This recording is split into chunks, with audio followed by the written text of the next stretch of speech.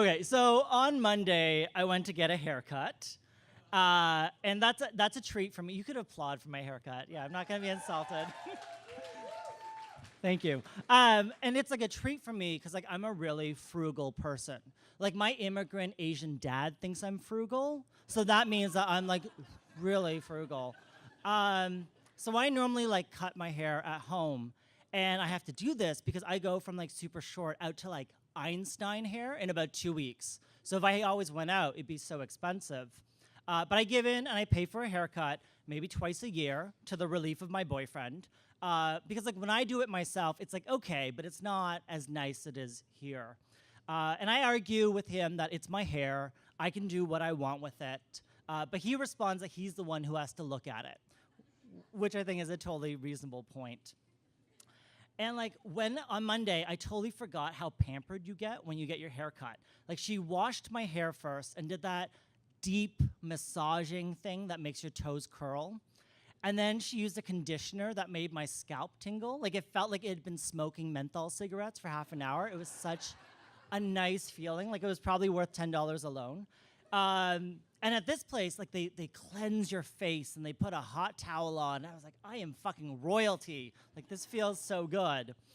And that was like before the haircut. You know, she gave me like this fade and I have this little swoosh thing that's going on and I love it. And more importantly, like my boyfriend loves it as well. And after the haircut, when I left, I did that 2016 thing. I pulled out my phone, I took a selfie, and I put it on Instagram. And you know that, when you feel fresh, that's the first thing that you do. I wasn't super thirsty with it though. I didn't add, but like, I didn't add hashtag gayboy, which has 10,790,613 posts.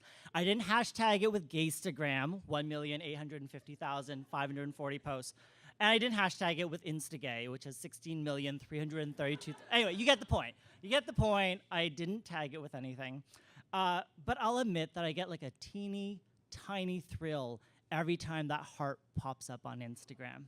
Like I especially love when you get more than 9 faves and the names disappear and it becomes a number. Like a number. You've received so much attention that the names have morphed into a glorious mob. It's like delicious. It's as delicious as a Chick-fil-A fried chicken sandwich.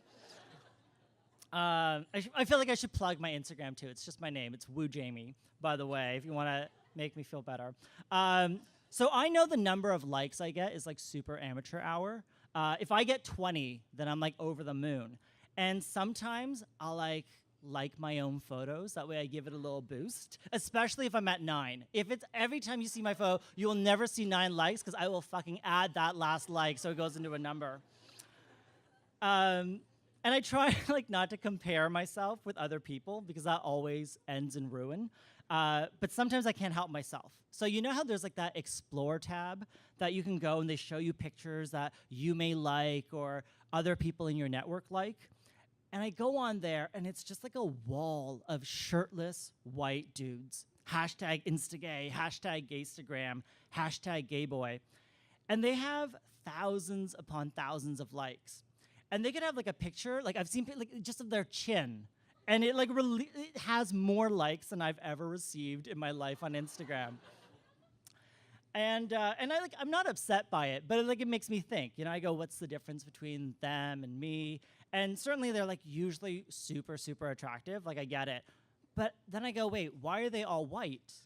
Like they're attractive, nearly naked men all around the world. And I would super happily like their pictures of their chins as well, like a brown chin and a black chin. And asking that question, though, makes me and makes other people pretty uneasy. Because as kids, we were taught not to judge people by the color of their skin. That's like the ideal. And yet we do. And sometimes we may not know that we do it, which is the most worrying part. And facing a wall of white bodies, you get a sense that not looking like that is a very real reason why someone isn't faving you. And there seems to be a hierarchy, one where white men sit at the top. I don't know how it happened, but it's happened. I've had boyfriends tell me that their friends are shocked that they're dating an Asian. And they go, oh my God, you're dating an Asian? And you get an idea that that horror comes from maybe dating someone beneath their caste. And I wonder, how do we say these things in the modern era? Like, we're about to have self-driving cars, like cars that can drive across the country on their own, and yet people can still feel like they can publicly show disgust at dating someone of Asian descent. And that reminds me of a story that happened 7 or 8 years ago. A friend dragged me to a birthday party because he didn't want to go alone. And he didn't know many of the people there except for the birthday boy.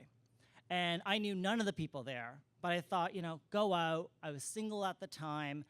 Go out and try to meet some people. And we take a cab to the party and arrive at the front door. And let me tell you, there are two kinds of gay party hosts. There are those who welcome add-ons graciously, and then there are those who will air kiss their friends, and then only the tag-alongs that they want to fuck. Guess which category this birthday boy was. Like, I couldn't even finish introducing myself before he pulled my friend away to get a drink. And my friend is like this tall, good-looking white boy, and we've been friends for ages, having bonded over a love of geeky movies before, this was before they came out every other week, before we had like X-Men 7 and Iron Man 9. And this party wasn't really our scene. Like, it was full of rich, older white gays. They all had very sensible haircuts and interchangeable cardigans. But my friend got swarmed by a group of them, and like every attempt I made to join in into the conversation got shut down. I felt pretty invisible, but I'm a silver lining kind of guy. I made the most of my night. I stationed myself beside the vodka, and also yes, thank you. And the cantaloupe and honeydew platter, and then I fucking demolished it all. Like, I just ate everything in sight. Like, there was no vodka left. No, I just ate everything. Thank you, yes. I'm one of those people at networking events that I'm not shy about waving down a server. Like, I will make eye contact with them until they bring that baby quiche over. So anyway, vacuuming everything in sight, which, at a gay party, you would think that would make me pretty popular. That took up like an hour and a half, and my friend was having only a so-so time, but he didn't want to seem rude by leaving too early. So he checked in on me, and he tried to bring me into the group, and I still got ignored.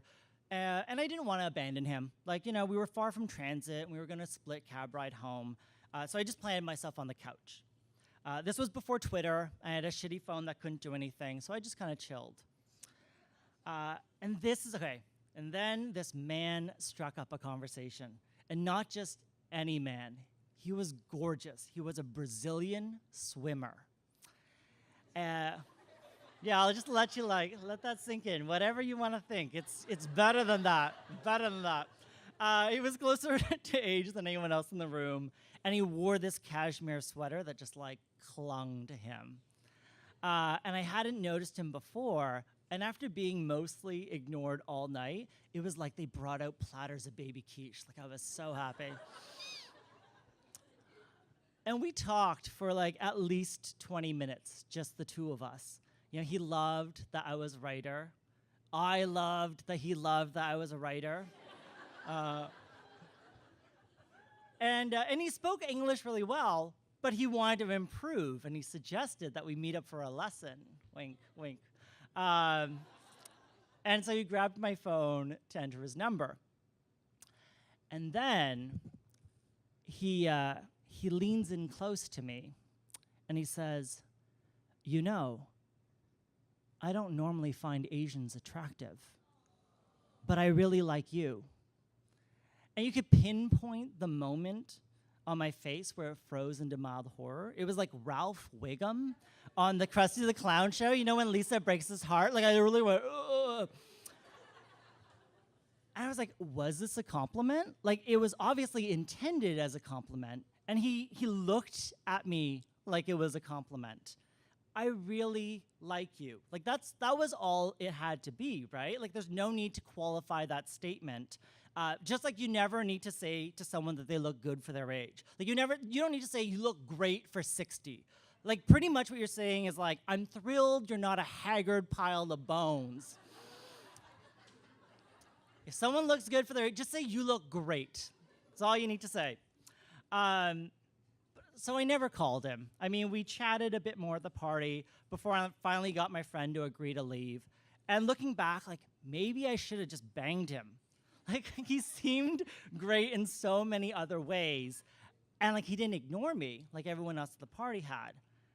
Like, in fact, I was exceptional. If you think about it, I was literally an exception to his rule. I don't normally find Asians attractive. So, like, in one sense, it could have made me like a pioneer. Like, I could have broken new ground. Like, I'd be the first Asian he'd ever been with. And when you think of it, there's like a few billion of us. So that's like pretty cool, right? I guess. But I couldn't get this one question out of my head. And that question was, is being king of Shit Mountain actually an honor? Like I said to you, I'm a frugal person. I cut my own hair. I happily eat free food at events. When I was in university, I worked at the Gap to make some extra money. And before buying something, I used to ask myself if it was worth the Gap hours. You know, I'd take the price and figure out how many hours I had worked at the Gap to buy it and see if it was worth all the effort. And I think about the value of things. So in the end, about that question, I decided being offered King of Shit Mountain still came at too high a cost. Thank you.